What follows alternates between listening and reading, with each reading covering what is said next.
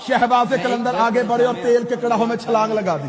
तेल के कड़ाहों में छलांग लगा दी। अब किताबों की रवायत है, कोई कहती 2.5 महीने, कोई कहती 1.5 साल, जिसने ज्यादा लिखा उसने कहा 13 साल तेल के कड़ाहों में गरम रहे और वहीं पे मगर रहे। आखिर शाह जमाल मुजर्रद ने कहा निकला, अब तो लाल हो गया है। बिस्मिल्लाहिर्रहमानिर्रहीम। अभी आप सुन रहे थे शियों के ज़ाकिर आसिफ रज़ा अलवी को, जो कि कह रहा था जी लाल शहबाज कलंदर तेल के कड़ाहों में रहे, गर्म तेल के कड़ाहों में। किसी ने कहा 13 साल, किसी ने 4 साल, ये वो, फिर जब वो लाल हो गए तो तब निकला।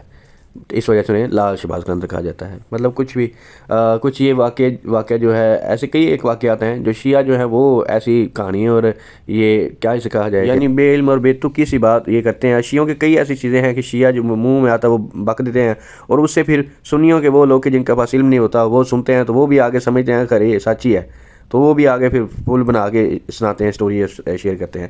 लिहाजा जब भी कोई ऐसी बात करें और सुने, खुदारा पहले तहकीक किया करें, पता कर लिया करें कि क्या आया कि ये शरीयत में ऐसी करामत होती भी है कि नहीं। जिनको करामत की कोई इल्लत नहीं पता होती, करामत की तारीफ़ जिनको नहीं आती, जिनको ये नहीं पता करामत होती कब है, क्यों होती है, कब करामत जो है वो की जाती है, ये सारे मामला जिनको कख भी नहीं पता होता, वो भी इस पर इतनी डटाई के साथ अड़ जाते हैं, नहीं जी नहीं ये करामत है।